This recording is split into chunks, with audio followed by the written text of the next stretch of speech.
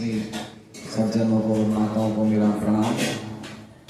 तो आज हम लोग यहाँ पे एकत्रित हुए हैं और पूजनीय ताराजी राठी के निधन पे कब शरीर छोड़ा हुए हैं 3 अक्टूबर सूरत में, बॉम्बे में। तो उनका देहांत हो गया। हमारे लिए ये शोक के समाचार है कि उम्र शायद ज्यादा है, 52 वर्ष की उम्र में उन्होंने शरीर छोड़ दिया है। तो हमें ऐसे समय में आपस में मिलकर भगवान का सत्संग करना चाहिए और गीता भागवत जी का पाठ करना चाहिए, गीता जी की चर्चा करनी चाहिए, जिससे कि दिवंगत आत्मा को भी भगवत स्मृति हो। क्योंकि ऐसा कहा जाता है कि शरीर के छोड़ने के पश्चात कुछ दिनों तक आत्मा घर में रहती है। तो ऐसे समय पे शोक न करें, लेकिन ज्यादा से ज्यादा भगवान का नाम संकीर्तन, गीता भागवत की कथाओं का पाठ, ये सब चलते रहे, जिससे कि ये सब उनको वो सब कुछ लेके जाए और भगवान के चरणों को प्राप्त करे। तो दरअसल देखा जाए तो, वास्तव में देखा जाए तो, सचमुच कहा जाए तो ये शोक की बात नहीं है, क्योंकि उनकी तो मृत्यु नहीं हुई है। आत्मा भगवान गीता जी में कहते हैं अशोचन अनवशोचस्तम प्रज्ञावादांश भाषसे कथा सुनश्च नानु शोचन्ति पंडिता। तो अर्जुन गीता जी में सबसे पहले अध्याय का नाम है अर्जुन विषाद योग। अर्जुन का शोक प्रकट होता है और अर्जुन का धर्म था युद्ध करना धर्म के लिए, लेकिन ज्ञान के आड़ में वो युद्ध से बचना चाहते थे। और कारण ये बताते हैं कि ये मेरे दादा हैं, ये मेरे गुरु हैं, ये मेरे भाई हैं, इन सबको मृत्यु, इन सबसे लड़के इनको मृत्यु मार के मैं कैसे राज्य का सुख भोग सकता हूँ। तो उसके जवाब में भगवान ने गीता जी का संदेश दूसरे अध्याय से कहना शुरू किया। और जो सबसे पहला श्लोक है जो मैंने अभी कहा, वो भगवान अर्जुन को फटकारते हैं, डांटते हैं और क्या कहते हैं, अशोच्यान अनवशोचस्तम प्रज्ञावादांश भाषते, कि आप बातें तो पंडित जैसी कर रहे हो। प्रज्ञावादांश, प्रज्ञा मतलब बुद्धिशाली व्यक्ति की तरह बातें कर रहे हो, लेकिन आप इस चीज के लिए शोक कर रहे हो जो अशोच्यान, जो शोक करने योग्य नहीं है। कथा सुन नानु शोचन्ति पंडिता। जो शरीर है या तो जीवित अवस्था में या फिर मृत अवस्था में, नानु शोचन्ति पंडिता, जो भी पंडित है, जो ज्ञान को प्राप्त है, वो कभी भी शरीर की मृत्यु के लिए शोक नहीं करता है। तो हमें समझना चाहिए कि पूजनीय माता जी का कहीं भी अंत नहीं हुआ है, वो अभी भी है, हमारे बीच में है। भगवान गीता जी में कहते हैं न जायते म्रियते वा कदाचिन्नायं भूत्वा भविता वा न भूयो अजो नित्य शाश्वतोऽयं पुराणो न हन्यते हन्यमाने शरीरे। कि आत्मा के लिए ना तो कोई जन्म है, ना कोई मृत्यु है, ना तो कभी वो प्रकट होती है, ना कभी वो मरती है। अजो नित्य, वो अजन्मा है, वो नित्य है, वो शाश्वत है, वो सबसे पुरानी है। न हन्यते हन्यमाने शरीरे, शरीर की मृत्यु होती है, आत्मा की मृत्यु नहीं होती है। तो सबसे पहले तो हमें समझना चाहिए कि हम लोग कभी मरते नहीं हैं, है ना। तो हम लोग कहाँ जाते हैं, ये बहुत बड़ा प्रश्न है, हमारे जीवन का प्रश्न है। खाली हम लोग शोक सभा के टाइम पे गीता की चर्चा करें, ये तो अच्छी बात है, लेकिन गीता की चर्चा नित्यम होनी चाहिए। भगवान गीता जी में कहते हैं कि जो गीता का पाठ, गीता जी का अध्ययन रोज करता है, वो बुद्धि के द्वारा मेरी उपासना करता है। तो हम लोग गीता जी रोज पढ़ें। अगर हम रोज गीता जी पढ़ेंगे, गीता जी की शिक्षाओं को अपने जीवन में उतारेंगे, तो फिर शोक किस बात का है। भगवान ने गीता जी बोली है अर्जुन के शोक को दूर करने के लिए। तो हमें समझना चाहिए कि कि हम ये शरीर नहीं है, हम आत्मा है।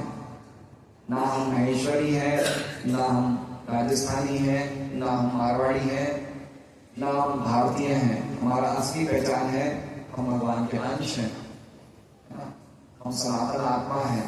और आत्मा होने के कारण हमारा भगवान से सनातन संबंध है। तो वो संबंध क्या है? हम भगवान के नित्य अंश हैं। जैसे ये शरीर का अंश एक हाथ है, हाथ शरीर का भाग है, तो शरीर के अनुसार हाथ काम करता है, पैर काम करते हैं। तो शरीर के अलग अलग भाग हैं, हाथ, पैर, सिर। उसी प्रकार से हम भगवान के अंश हैं।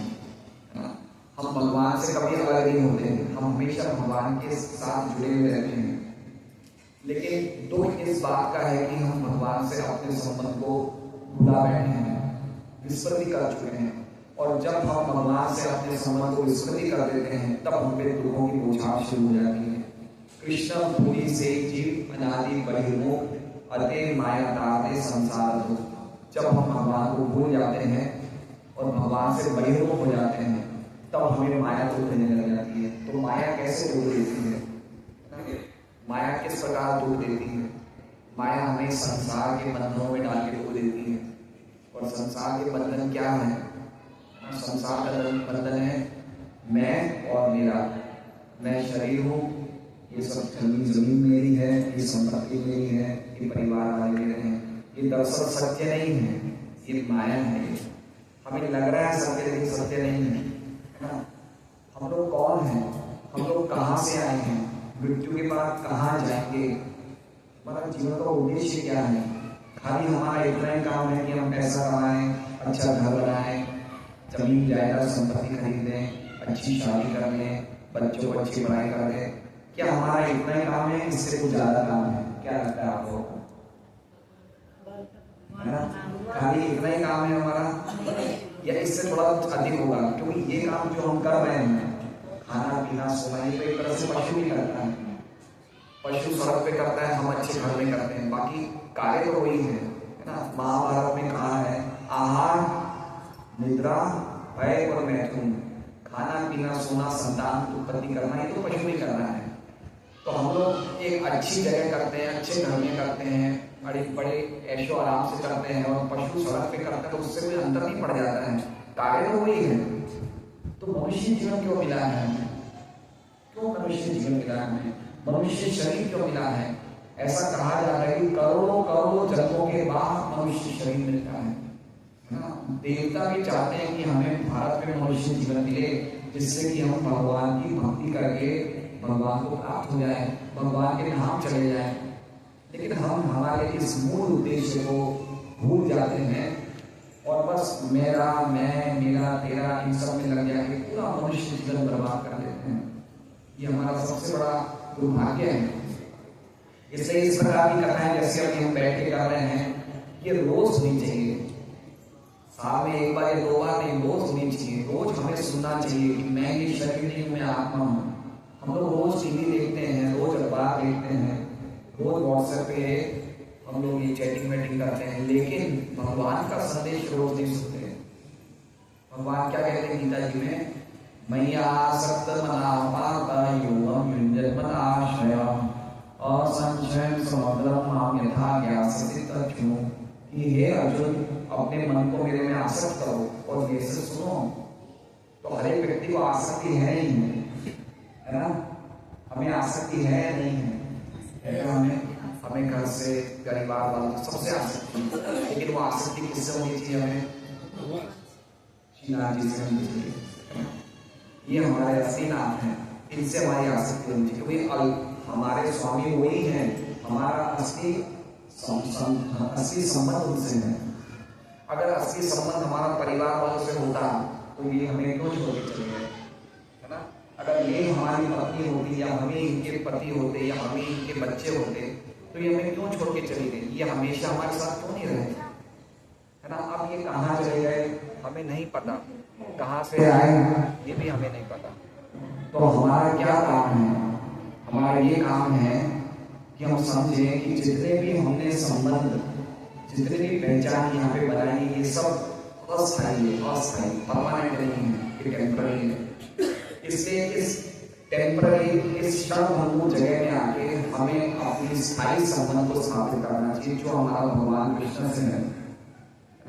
भगवान कृष्ण परम सत्य है, उनसे बढ़कर सत्य कोई नहीं है। गीता जी के 7वें अध्याय के 7वें श्लोक में बोलते हैं, मत्तः परतः नान्यत् अस्ति धनंजय मयि सर्वं लम्भोऽहं सूत्रे मणिगणा एव, कि मेरे से बढ़कर सत्य कोई नहीं, पूरा जगत मेरे पे ही आश्रित है। जैसे एक मोती की माला में डोरी पे सब मोती टिके हुए रहते हैं, मोती दिखते हैं लेकिन डोरी नहीं दिखती है। हम माला पहनते हैं ना, तो मोती दिखते हैं लेकिन डोरी नहीं दिखती, लेकिन मोती किस पे टिके हुए हैं? डोरी पे, धागे पे टिके हुए हैं। उसी तरह संसार किस पे लगा हुआ है, टिका हुआ है? श्रीनाथ जी के, श्रीनाथ जी के संसार दिख रहा है, राजन से मोहन दिख रही है, ये रोड दिख रहा है, विष्णु दिख रहा है, ये सब दिख रहा है, लेकिन ये किस पे टिका हुआ है? भगवान पे टिका है, भगवान ही दिख रहा है। तो मनुष्य जीवन प्राप्त करने के बाद हमें भगवान को देखना है ना। वो भगवान को कैसे देख सकते हैं? वो भगवान को देख सकते हैं कलयुग में भगवान के नामों के द्वारा, है ना। कली काले नाम, कली काले कृष्ण नाम अवतार, कली काले नाम रूपे कृष्ण अवतार। कलयुग में, इस कलयुग में, ये कलयुग है, कलयुग मतलब समझ रहे हैं, कलम 4 युग होते हैं। एक होता है सतयुग, एक होता है त्रेता युग, फिर द्वापर युग और ये कलयुग। कलयुग का लक्षण क्या है? कलह। क्या लक्षण है? कलह। कलह मतलब झगड़ा और दम, दिखावा। ये युग किसका है? झगड़े का और दिखावे का। तो इस युग में हमारे दिन प्रतिदिन रहन सहन, खान पान, आचार विचार दिन प्रतिदिन डाउन होते जा रहे हैं, बिगड़ते जा रहे हैं। अभी कलयुग को खाली 5200 साल में 4,27,000 साल और बाकी है। तब तक तो स्थिति कितनी बिगड़ जाएगी हमें नहीं पता, दिन पर दिन हम देख रहे हैं। तो कलयुग में भगवान ने अपनी सबसे ऊंची चीज दे दी हमें। जैसे मान लीजिए कोई व्यक्ति के पास कुछ नहीं है, तो उसको सबसे ज्यादा सुविधा दी जाती है सरकार के द्वारा कि भाई इसका कल्याण है। उसी प्रकार से कलयुग में हम इतने ज्यादा गिर चुके हैं, तो भगवान ने अपनी सबसे बड़ी चीज दे दी। वो क्या दे दिया? उनका नाम दे दिया। तो कली काले नाम रूपे कृष्ण अवतार, कलयुग में भगवान नाम के रूप में प्रकट हुए। तो जब हम नाम लेते हैं, हरे कृष्णा कृष्णा कृष्णा हरे हरे, हरे राम राम राम हरे हरे, तो ये नाम लेने से हमें भगवान से प्रेम हो जाना है ना। तो हमें क्या लेना है? हमें नाम लेना है, ये नाम की कमाई करनी है हमें।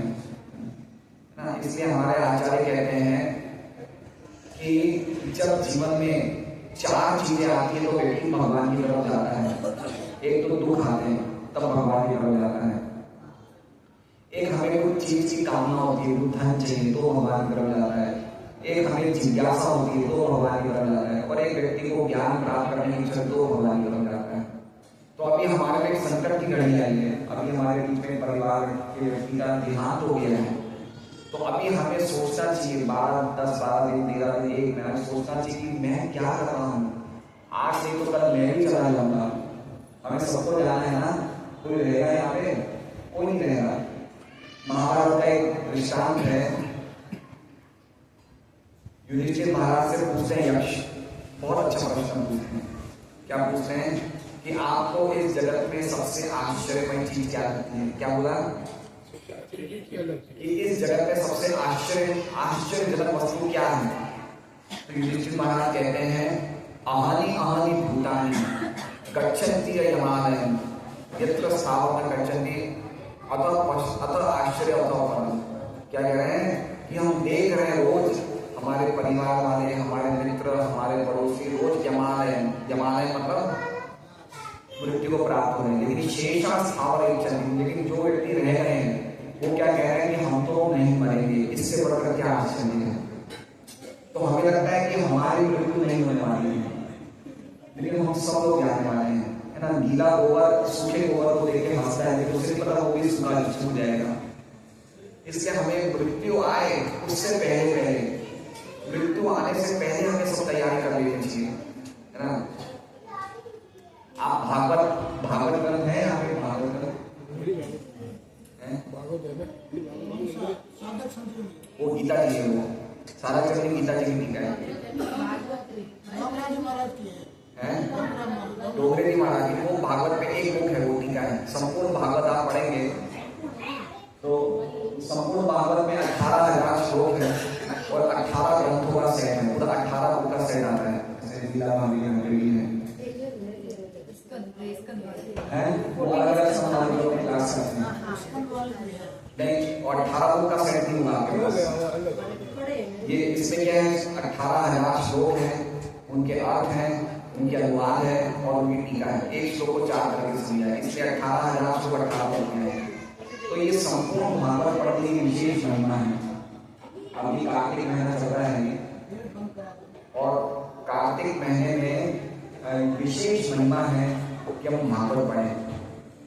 बहुत ही अद्भुत ग्रंथ है भागवत, पूरा अद्भुत उसमें लिखा है सब। जैसे फलों का राजा आम होता है, फलों का राजा क्या होता है, आम। उसी प्रकार से जितने भी हमारे ग्रंथ हैं उनका राजा कौन है, श्रीमद् भागवत। अभी हम लोग भागवत जी की कथा कराते हैं 7 दिन की, लेकिन कथाकार कथा करते हैं 50 लाख 60 लाख हम लोग खर्चा कर देते हैं, लेकिन कथाकार वो भागवत से मुश्किल से 1% भी नहीं सुनाते हैं, थोड़े थोड़े % सुनाते हैं। लेकिन संपूर्ण भागवत हमारे घर में रहेगी तो हमें घर में बच्चे, लेडीज, हम लोग जो भी हैं रोज भागवत का आस्वादन करेंगे। भागवत स्वयं कृष्ण है, कृष्ण और भागवत में कोई अंतर नहीं है। इदम भागवतम नाम पुराणम ब्रह्म संहिता, साक्षात भागवतम ब्रह्म संहिता है। कृष्ण तुल्य भागवत विभू सर्वस्व है। कृष्ण और भागवत में कोई अंतर नहीं है, विभू सर्वस्व है। प्रति श्लोक के प्रति अक्षर नामार्थ है, हर एक श्लोक में हर एक अक्षर में अलग अलग अर्थ है।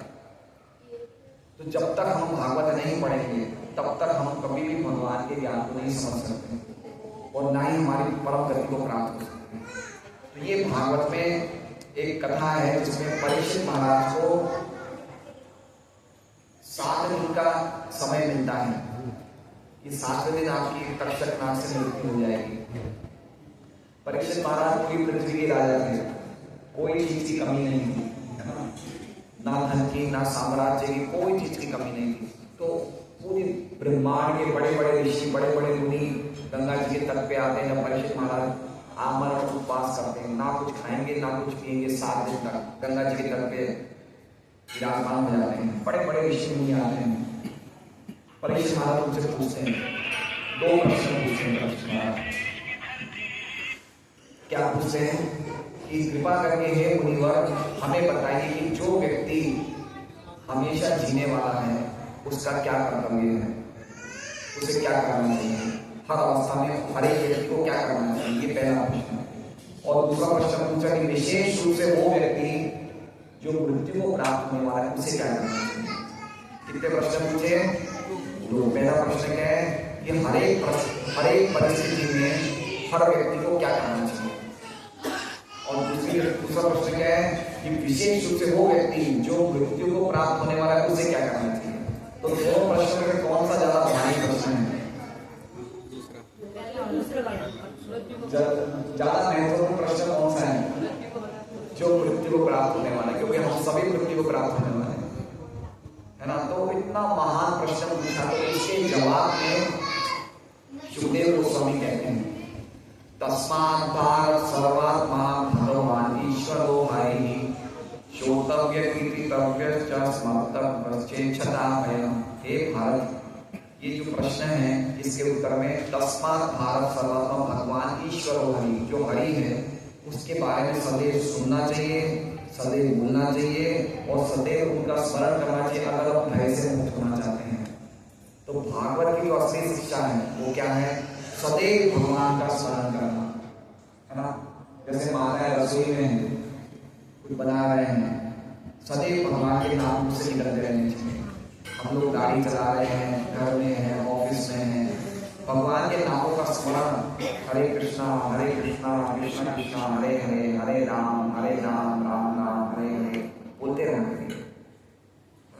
ये जीवा हमें क्यों मिली है कि भगवान के नामों को उच्चारण करने के लिए मिली है, क्योंकि अल्टीमेटली जो कुछ भी है परम सत्य भगवान श्री कृष्ण ही है। जैसे मान लीजिए इतना सुंदर फ्लैट है, ये दीवार किससे बनी है, ये दीवार किससे बनी है, और सीमेंट से बनी है, ठीक है। ईंट और सीमेंट कहाँ से आते हैं? जमीन से आते हैं। जमीन किसकी शक्ति है? भगवान की। भगवान गीता के 7वें अध्याय के 4थे श्लोक में बोलते हैं भूमि रापो न लोवा खम्मन हो, जल अग्नि वायु भूमि आकाश ये सब मेरी शक्तियां हैं। तो हम ये दीवार किसकी असली में किसकी संपत्ति है? भगवान की है, ठीक है। ये सूर्य की रोशनी आ रही है, कहां से आ रही है? रोशनी क्या है? भगवान गीता जी में कहते हैं रसोम सुमोते प्रभासी शशि सूर्यो, शशि मतलब चांद और सूर्य की रोशनी कौन है? मैं हूं। जल का स्वाद मैं हूं, है ना। तो हर एक चीज का एक्टिव प्रिंसिपल कौन है? भगवान है। और हम कौन है? हम भगवान के अंश हैं। हम भगवान के अंश नहीं है क्या? है? अच्छा ये बता दीजिए मुझे, आपका शुभ नाम? सचिन जी। इतनी बात बता दीजिए कि आपकी उम्र कितनी है? 32 साल है। 34 साल पहले आपके परिवार में कौन कौन रहते थे? 34 साल पहले आप किस परिवार? उस समय आपका कोई परिवार था और आप भी थे, लेकिन आपको याद नहीं है, ठीक है।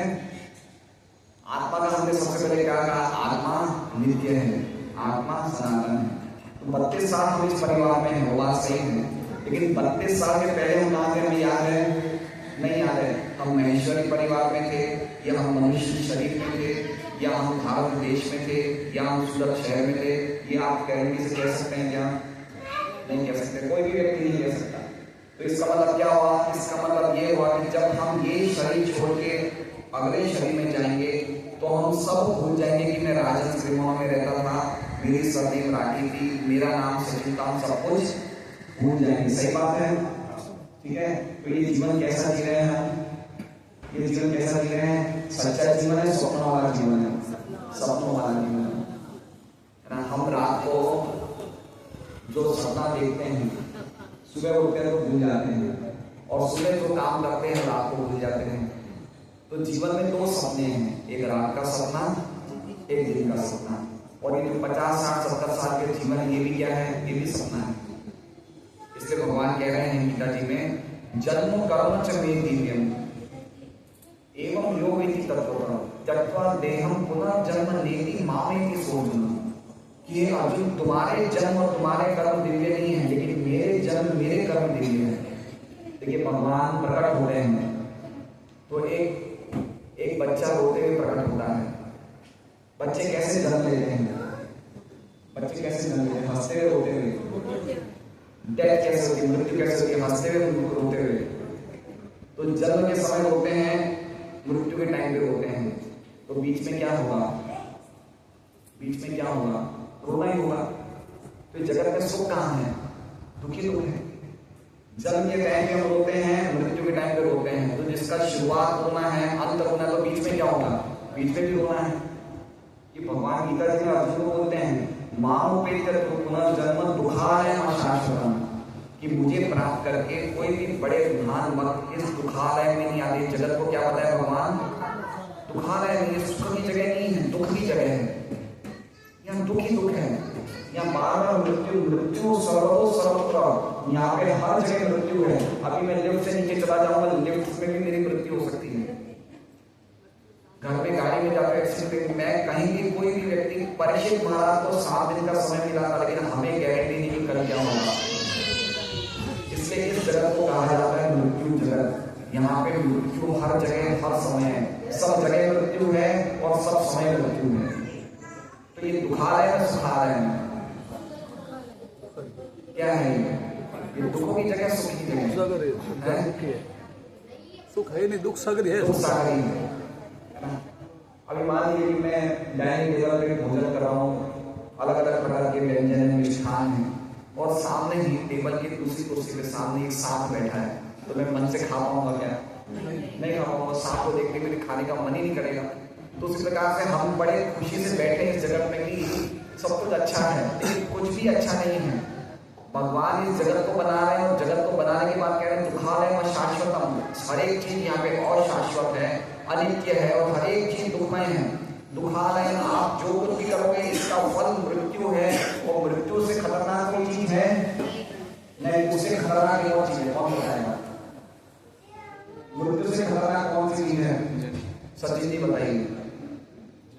जन्म, वापस जन्म होगा, मृत्यु के बाद वापस जन्म होगा, वापस माँ के गर्भ में 9 महीना रहना पड़ेगा। और जरूरी नहीं कि हमें वापस मनुष्य जीवन मिले, है ना। 84 लाख योनियां हैं, पशु पक्षी जलचर कृमि वनस्पति कुछ भी बन सकते हैं हम। तो ये चलिए एक बार मर जाए तो बहुत अच्छी बात है, लेकिन मरने के बाद फिर जन्म होता है, सबसे बड़ी बात है।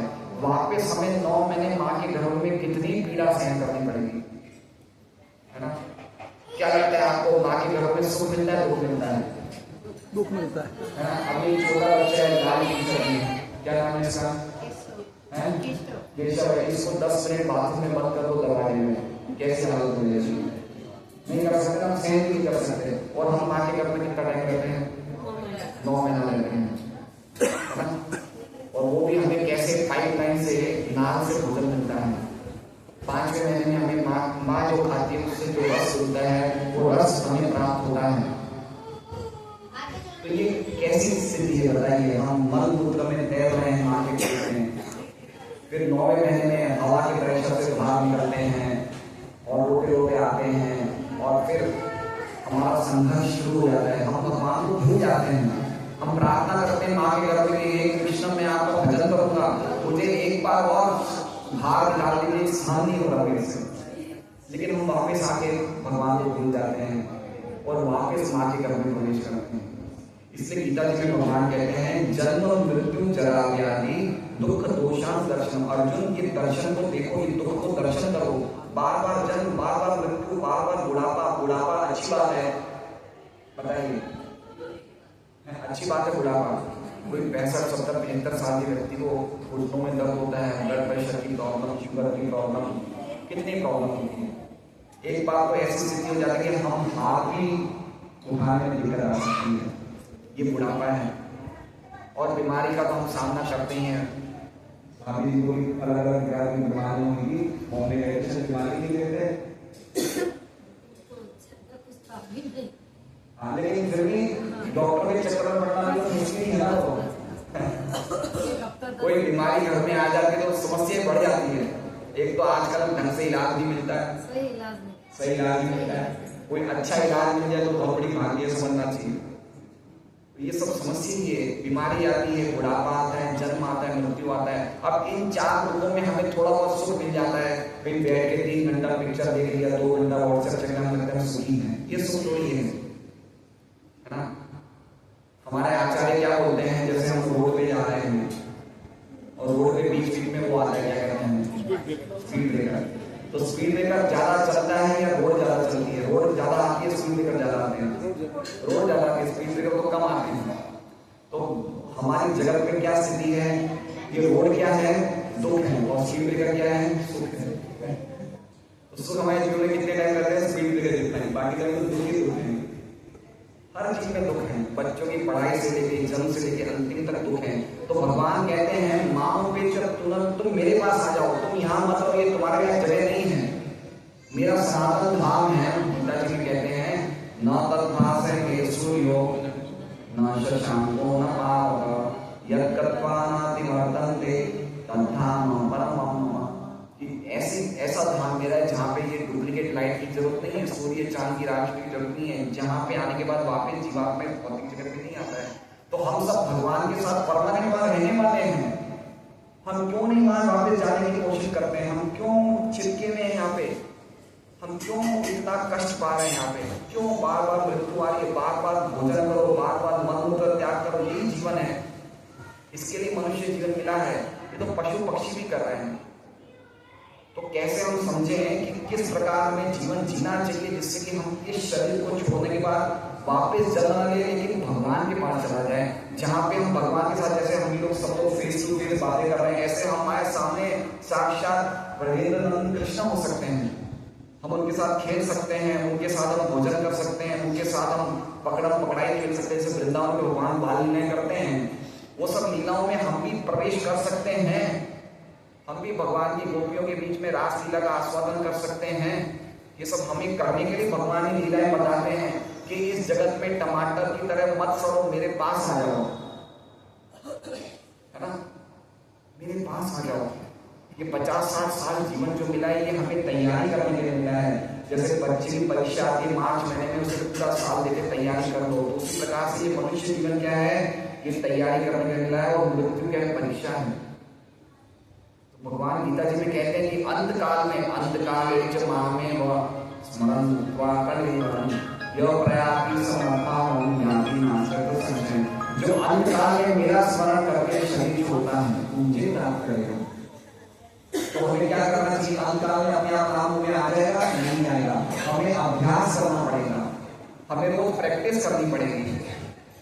जैसे एक व्यापारी था कपड़े का, वो कपड़ा, अब तो कपड़ा का थान काटना होता है ना कैंची से, होता है वो कैंची से थान काटते हैं, तो दिन भर वो क्या करता था, व्यापारी थान काटता था कैंची से, तो दिन भर वही काम करता था, रात को सोते हुए भी उसको क्या और थान, वो सपने में ही आता है मैं थान काट रहा हूँ कैंची से, क्योंकि मैं दिन भर वही काम करता है।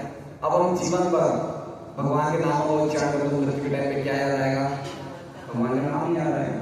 लेकिन जीवन भर हम लोग इधर उधर की बातों में, टीवी, पिक्चर, घूमना, होटल, खाने में बिगाड़ देंगे, तो हमें भगवान याद ही नहीं। इसलिए प्रैक्टिस करना है। अर्जुन कहते हैं भगवान मेरा आपके नामों में मन नहीं लगता है, कैसे करें, मन बड़ा चंचल है। भगवान ने कहा अभ्यास करो, मन नहीं लग रहा है फिर भी करो, फिर भी बोलो। तो हम लोग कोई वॉकिंग करते हैं, कोई एक्सरसाइज करते हैं, कोई भगवान के सामने बैठ के हरे कृष्णा कृष्णा कृष्णा हरे हरे, हरे राम राम राम हरे हरे, ये इसी में मिला है। और ऐसे बोलते बोलते अगर हमारा शरीर चला जाए तो हम भगवान को प्राप्त होते हैं। भगवान गीता जी में कहते हैं कि वो व्यक्ति मुझे प्राप्त होता है। वीतराग भयोगा मनमय अमापाशिका भैरो ज्ञान तपस्या भूता भूता मनमय, जो राग भय और क्रोध से मुक्त हो जाता है, जो मुझे प्राप्त करके वो पूरी तरह से शुद्ध हो जाता है, मेरे भाव को प्राप्त होता है। तो हम में से कोई ना तो रागी है, ना साधु है, ना चांडक है, ना सोरानी है, ना सोमानी है, सब कौन है, जीवे स्वरूप है, कृष्ण नित्य दास, हम भगवान के नित्य दास हैं। ये हमारा असली अधिकार है। हम ये शरीर नहीं है, हम शरीर से अलग हैं। मैं कभी भी ऐसा नहीं बोलूंगा मैं हाथ हूं, मैं क्या बोलूंगा सलीम भाई, मैं हाथ हूं ऐसा बोलूंगा, मेरा हाथ है, क्या बोलूंगा, क्या बोलूंगा, मेरा हाथ है। मैं अलग हूं, हाथ अलग है, मेरा शरीर है, मैं अलग हूं, शरीर अलग है, मैं कौन हूं। हम कभी भी ऐसा नहीं बोलेंगे मैं शरीर हूं, मेरा शरीर है, मेरा सिर है, मेरी आंखें, तो मैं कौन हूं, मैं अलग हूं। शरीर की मृत्यु से मुझे कुछ नहीं होता, मैं रहूंगा, मैं हमेशा रहूंगा, मेरे में कोई अंतर नहीं, मेरे में कोई परिवर्तन नहीं, मैं हमेशा रहने वाला हूँ। जैसे भगवान सदैव सनातन है, मैं भी सनातन हूँ। तो उस प्रोसेस को, उस ज्ञान को प्राप्त करने के लिए हमें नामों का उच्चारण करना चाहिए। कली काले धर्म कृष्ण नाम संकीर्तन, कलयुग में एकमात्र धर्म है भगवान के नाम का उच्चारण करना, और कोई धर्म नहीं है। ना तो करवा चौथ आपको फल देगा, ना गंगोर फल देगा, ना शिवजी को पानी डालना वो फल देगा, कोई चीजें फल नहीं देगी कलयुग में। कलयुग पूरा गिर चुका है, कलयुग केवल नाम आधार। कलयुग में नाम का उच्चारण करो, मन में मत बोलिए, ऊंची आवाज में बोलिए। हम मन में बोलेंगे तो किसको लाभ होगा, हमें लाभ होगा, लेकिन ऊंची आवाज में बोलेंगे तो हमारे आसपास के जीव जंतु सबको लाभ होगा। जैसे इस ड्राइंग रूम में हम 40-50 लोग नहीं बैठे, ड्राइंग रूम में असंख्य जीव हैं जो हमें दिख नहीं रहे। तो जब हम हरे कृष्णा कृष्णा कृष्णा हरे हरे, हरे राम राम राम हरे हरे, जब ये नाम का उच्चारण करते हैं तो ये सब जीव सुनते हैं, उनको भी अगला जीवन मनुष्य जीवन मिलता है, जिससे वो भी भक्ति कर सकते हैं। जैसे हम बगीचे में सुबह टहलते हैं, इतना सुंदर बगीचा है बिल्डिंग में, सुबह सुबह नाम का माला कर लो, माला जोड़ ले लो, है ना, जोर से बोलते जाओ हरे कृष्णा कृष्णा, सबको जो सुनेगा उसका कल्याण होगा। तो भगवान का नाम ऐसा पावन है, ऐसा मधुर है कि हमारा कल्याण होने के साथ साथ हजारों लोगों का कल्याण होता है। तो इस शोक सभा, इस स्मृति सभा में हम एक शिक्षा दें कि हमें अपना जीवन कैसे जीना चाहिए। मनुष्य जीवन बहुत ही कीमती है, दुर्लभम, ये बहुत मुश्किल है। अगर एक बार मनुष्य जीवन चला गया तो करोड़ों जन्मों के बाद वापस नहीं मिलना पड़ेगा। हम ये भगवान का नाम ले रहे हैं, ये नाम लेने के पहले हमने कितने जन्मों तक प्रतीक्षा करी, तो आज मुझसे भगवान का नाम निकल रहा है। ये एकदम पिछले जीवन में हमने कोई तपस्या करी तो आज नाम ले पा रहे हैं। नाम लेना इतना सरल नहीं है, लेकिन हमें सरलता से मिल गए हैं, तो उसका लाभ हमें लेना चाहिए। तो दो काम हमें करना चाहिए। नियमित पूर्वक एक तो भागवत जी वो पढ़े नियमित रूप से। जो भागवत पढ़ता है उसे भगवान का प्रेम मिलेगा ही मिलेगा, और जो नामों का उच्चारण करता है वो भगवान के पास जाएगा ही जाएगा, उसमें कोई डाउट नहीं है। तो ये कार्तिक महीना है, 12 महीने ये आप लोग नियमित रूप से करते रहिए, तो ये हमारी ये जो शोक सभा है ये सचमुच सार्थक होगी। हरे कृष्णा। आपके कोई प्रश्न है तो पूछ सकते हैं, 5 मिनट का समय है।